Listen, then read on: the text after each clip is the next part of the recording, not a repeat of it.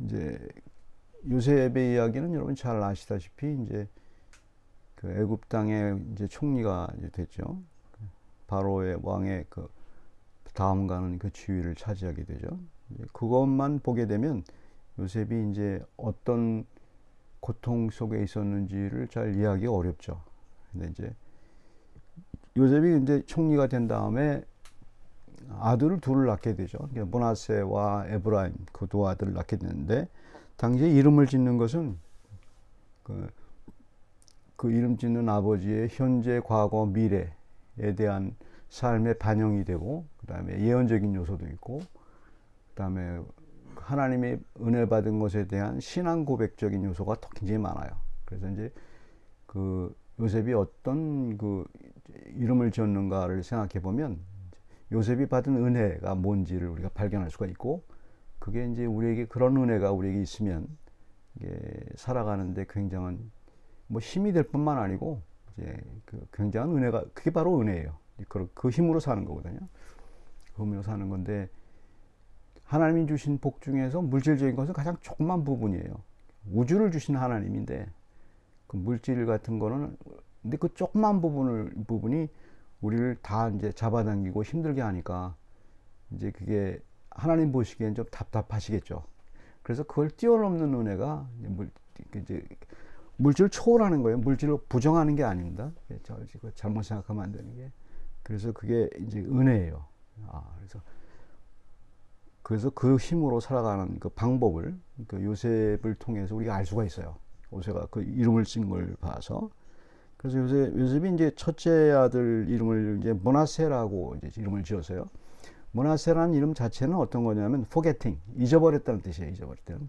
이게 이제 본문의 말씀처럼 하나님이 내게 모든 고난과 그 다음에 그 아버지 야곱의 집, 그 형제들과 있었던 모든 것을 잊어버리게 하셨다 말입니다. 잊어버렸다는 말은 사건 자체를 잊어버렸다는 게 아니고 여기서 말하는 그거는 불가능해요. 사건 자체를 잊어버리는 건 불가능하고 그 사건 때문에 일어난 마음의 상처와 고통을 이제 위로를 받았다는 의미. 이제 이걸 어떻게 이해를 해야 되냐면 서구 신학에서의 문제점 중에 하나가 어떤 거냐면 십자가와 부활을 자꾸 분리를 시켜요. 십자가 신학, 부활 신학 이렇게 해서 분리시켜서 공부를 하게 되면 너무 분석적이고 이렇게 와닿지가 않죠. 예를 들어서 믿는 신자들은 항상 행복해야 된다. 여기에 자꾸 초점이 맞춰져요. 그래서 물질적인 거 신앙이 자꾸 들어오는데 믿는 사람들은 어떤 거냐면 십자가와 부활이 같이 있는 거예요. 삶에서 십자가와 부활이 십자가가 사라진 게 아니고 부활이 사라진 게 아니에요. 같이 있어요. 같이. 그거를 이제 같이 있는 건데 그걸 분석해서 이제 얘기할 수가 있는 게 아니란 말이에요. 그래서 예를 들어서 이제 자기 안에 있는 고통의 문제도 마찬가지예요. 믿는 사람들이 고통이 사라지지 않습니다. 세상 사람이 당하는 고통과 동일한 고통을 받을 수도 있고 더 많은 고통을 받을 수도 있어요. 여러 가지 통해서. 그런데 왜 믿느냐? 이제 거기에 대한 답이 어떤 거냐면 신앙 고백적인 요소가 들어가는 거죠. 그건 어떤 거냐면 부활의 신앙, 그 십자가 같은 고통 속에서 은혜가 있는 거예요. 이기고로 남는 그 은혜를 하나님에서 발견하는 거예요. 그래서 살아가는 거예요. 거기 이제 말씀이 있고 이제 그것이 어떤 이제 그 말씀을 갖다가 이제 여기서 요셉이 그 자기 자식들한테 그 자기 은혜 받은 것을 이름을 지어주는 거예요. 내가 이런 은혜를 받았다 이렇게 하는 거죠. 이제 그 은혜를 발견하는 거죠. 그러니까 요셉이 이제 잠깐 표현을 하잖아요. 자기 고통 속에 있었잖아요. 자기가 잊고 싶은 게 있었어요. 잊고 싶은 건 기억은 이제 자기 형들이 자기를 죽이려고 했던 기억과 고난, 또 누명을 쓰고 감옥에 들어가서 거의 죽을 뻔한 이제 그런 세월을 보낸 것과 도무지 있을 수 없는 상황이고 아무 소망도 없었던 그런 상황들, 그걸 기억하잖아요. 그 사건 속에서. 그렇게 이제 그 고통 속에서 하나님이 은혜를 줬다는 의미는 이제 그 사건을 잊어버린 게 아니에요. 그러니까 잊어버린 게 아닌 게 증명이 어떻게 되냐면 요셉의 형들이 이제 나중에 기근 때문에 찾아왔을 때 그때 막 슬퍼서 막 울잖아요. 기쁘기도 하고 슬프기도 하고 그 회한이 생각이 나서. 그래서 고통이 사라졌다는 얘기가 아니에요. 사라졌다는 얘기가 아니고 같이 있는 거예요. 근데 인간 세계에서는 이게 이해가 잘 안 되죠. 하나님의 그 이해가 되면 인간 세계에서 그저 유추해서 생각해 볼 수 있는 것은 이제 위로라는 단어고, 위로가 아무리 위로를 해도 그게 불가능하죠. 그래서 이제 그 가장 유추할 수 있고 예를 들 수 있는 게 이제 알츠하이머 병에 걸린 사람들이 특징 중에 하나가 이제 뭐 다 그런 건 아니지만 자기 과거의 고통스러운 사건에 대한 기억이 계속 트라우마로 남아 있잖아요. 그러니까 그 사람이 잠에 잠을 못 이룬다고요. 잠을 못 이루게 되면 다 알츠하이머병에 걸리는 건 아니지만 여러 가지 상황이 있어서 그 사람이 소원이 뭐겠어요? 이 아픈 기억을 잊어버렸으면 좋겠는 거예요. 아픈 기억. 너무 힘드니까 그 기억해내면은 잠을 못 잘 정도로. 그러니까 이제 사람들은 겉모습만 자꾸 치료하려고 그래요. 그러니까 잠만 잘 자는 게 내 소원이다 이렇게 하는데, 그 사람의 진짜 실토하는 원인은 뭐냐면 이 기억을 좀 사라졌으면 좋겠는 거예요. 그거 사라지면 좋겠는 거예요. 그래서 증명된 바는 없지만 저는 그렇게 생각을 해요. 알츠하이머 걸리신 분들이 특징 중에 하나가 그 사람이 이렇게 살아있을 때보다, 알츠하이머병에 걸리기 전보다 지금이 더 나을 거라는 생각을 해요. 고통이 사라졌으니까, 적어도 잊어버렸으니까. 생각을 다 그런 건 아니지만 그런 거, 인간 세계에서는 그런 게 있잖아요. 근데 하나님에게 있어서는 사건이 그냥 있는데 그 사건 가운데서 그 말씀으로 은혜를 주신 거예요. 그래서 이거구나. 그래서 이겨나가는 힘이 생기는 거예요. 이겨나가는 힘이 생기는 거야. 고통 그대로 있어요. 고통을 하지만 이제 이겨나가는 힘이 생기는 거죠. 이제 그거를 이제 발견을 못하게 되면, 그게 이제 말씀에서 있어요. 거기서 발견했는데 그걸 발견을 못하면 계속 세상 사람들이 하는 방법을 자꾸 쫓아가게 돼요. 세상 사람들이 하는 방법은 그게 나쁘다는 게 아니에요. 세상 사람들이 하는 걸 우리도 써야 돼요. 약을 먹듯이 써야 되는데 근본적인 치료가 안 되고 은혜가 뭔지를 잘 모르죠. 알아도 조금밖에 모르게 되잖아요. 그러니까 하나님의 은혜는 그 풍성하다는 게 그런 의미예요. 그래서 두 번째 이제 그 에브라임의 이름을 갖다가 52절에 번성이라는 이름을 줬단 말이에요. fruitful, 풍성하다는 의미예요. 풍성하다는 말이에요. 그러니까 에브라임 이름을 갖다 풍성함이라 지은 이유는 그렇게 고통 가운데 있었는데도 내가 느끼는 게 이 고통을 이기고 남는 풍성함이 내게 있단 말이에요. 그러니까 예를 들어서 설명할 수가 있죠. 하나님의 은혜라는 것이 이제 이런 거예요. 그러니까 예를 들어서 인간 세계에서 이제 생각할 수 있는 게, 유추해서 생각해 볼 수 있는 게, 이제 평생 일해가지고 오늘 한국에서도 이제 뭐 지급 펜션 비슷한 걸 막 사람들한테 주잖아요.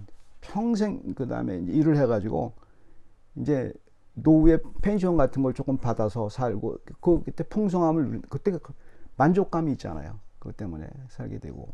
그런데 이제 살게 되고 그 느낌과 비교해서 생각할 필요가 있어요. 밀레니어 아주 백만 장자가 뱅크럽시가 됐어요. 여러 가지 사업 돼가지고 뱅크럽시가 돼가지고 그 사람도 펜션으로만 먹고 살게 돼 있는 거예요. 펜션으로 똑같이 펜션을 갖고 먹고 살아요.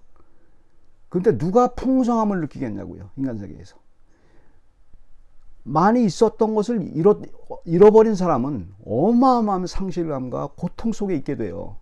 풍성함을 느낄 수도 없어요. 그 사람은 평생을 고통 속에 살게 되죠. 그것 때문에. 그러나 원래 그랬던 사람은 괜찮은 거예요. 그게 그 사람보다 나은 거예요. 밀리언웨어보다 더 나은 거란 말이에요. 그런 것으로 유추해 볼 수가 있어요. 그러니까 하나님의 은혜라는 것은, 하나님의 은혜를 풍성하게 느낀다는 것은 바로 그런 의미예요. 현재의 삶에 대해서 그 은혜를 알게 되는 거예요. 하나님이 그렇게 하셨구나를 알게 되는 거죠. 그때 풍성함이 확 오는 거죠. 하나님 끝까지 나를 지켜준다는 걸 겪고, 적어도 나는 그 사람과 같은 고통은 없을 거다. 근데 사람들은 여전히 내가 망해도 좋으니까 밀리언웨어가 되고 싶다는 생각을 자꾸 해요. 사람들은. 그거 본능이에요. 그건 본능. 일단 뭐 이제 지금 상황에서 벗어나고 싶어서. 그러나 그거보다는 말씀을 구하는 게 좋아. 그래서 은혜를 받는 게 좋아요. 은혜를 받는 게 더 크다는 은혜고, 그거는 하나님이 주신 거기 때문에 물질이 주는 것보다 물질이 나쁘다는 게 아니에요. 그보다 또 비교할 수가 없는 거죠. 그래서 그거 갖고 감옥에서도 참고 죽음에 임박해서 참고 그러는 거예요. 참을 수 있는 능력이 생기니까. 그게 은혜라는 거예요. 요셉은 고통 가운데서 그거 풍성한 은혜를 발견한 거예요. 자기 국무총리가 돼서가 아니고 사람들이 자꾸 그렇게 착각을 해요. 총리가 됐기 때문에 이렇게 된 거야. 아니고 이 사람 분명히 얘기하잖아요. 그 국무총리가 돼서 그렇다는 게 아닌 것을 다음 장면에서 이제 증명을, 다음 이름에서 증명이 되죠. 왜 요셉이 지금 잘 됐기 때문에 그것을 은혜라고 얘기한 게 아니라는 것을 증명하는 그 단어가 53절에 있어요. 53절 어떤 거냐면 애굽 땅에 7해 흉풍년이 그치고, 이제 여기서 성경에서 7이라는 숫자는 완전 숫자예요. 완전 숫자에서 풍년이 어마어마하게 들었다는 거고, 그 다음엔 7년 흉년이 들었잖아요. 흉년이 어마어마하게 들었다는 얘기예요. 그러니까 극단적인 상황을 표현한 거죠. 근데 그거와 똑같이 애굽 땅이라는 거, 애굽이라는 이름이 미츠라임이라고 하는데 짜라 동사에서 왔어요. 그러니까 히브리에서 짜라 동사는 어떤 동사냐면 그 자유가 억제되었다 그 뜻이에요. 제한되었다 그 뜻이에요. 그리고 자유가 없다, 제한되었다 그 뜻이에요. 그러니까 이런 거예요. 애굽 땅은 제한된 땅이에요. 그걸 우리 이제 이스라엘 백성에게는 제한된 땅이에요. 노예로 살 수밖에 없는 그런 땅이란 말이에요. 그리고 자유가 제한된 땅이에요. 그다음에 고향도 아니고 아주 힘든 이제 그런 완전히 그 억제된 땅, 자유가 없는 땅이란 말입니다. 그 땅이 그 애굽이라고 이름을 줬죠. 그래서 이름을 짓게 됐죠. 믿는 사람은 어떤 걸 의미하는 거냐면 이런 거를 의미한다고 보면 돼요. 은혜를 받았다는 것은 어떤 거냐면은 이 세상의 삶은 리스트릭션, 항상 자유가 없어요. 우리 세상은 물질의 자유도 없고 마음대로 자유라는 걸 그렇게 생각하잖아요. 내가 할 수 있는 거를 못하는 게 자유라고 생각하잖아요. 그러니까 내가 뭐가 없으니까 못한단 말이에요. 그러니까 자유가 억제되는 것 같고, 아무리 제가 이렇게 좋은 환경에서 제가 얼마나 좋은 환경이에요. 에딘버러가 얼마나 뭐 세상 사람들이 오고 싶어하는 곳이잖아요. 모든 세상의 백성들이 이렇게 아주 그 한가운데 사는데, 그런데도 내가 자유를 못 느낄 수 있어요.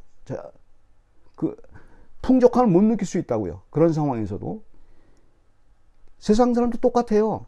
수많은 조건이 형성이 됐는데도 인간의 욕심은 그렇게 불가능해요. 내가 원하는 것을 잡았다 할지라도 여전히 자유가 없는 거예요. 인간은 그게 이제 삶이란 말입니다. 거기서 자유를 발견한 거예요. 자유를 발견한 거예요. 그러니까 억제된 땅에서, 그러니까 애굽 땅이라는 의미는 세상을 말하는 거예요. 억제된 땅에, 우리는 자유가 없는 땅에 살아요. 자유가 없는 땅에 살아요. 자유가 있다고 착각을 하는 거죠. 뭐든지 자유가 없어져요. 나중에 결국엔 자기 몸에 대한 자유도 없어져요. 그래서 늙어서 죽는 거 아니에요.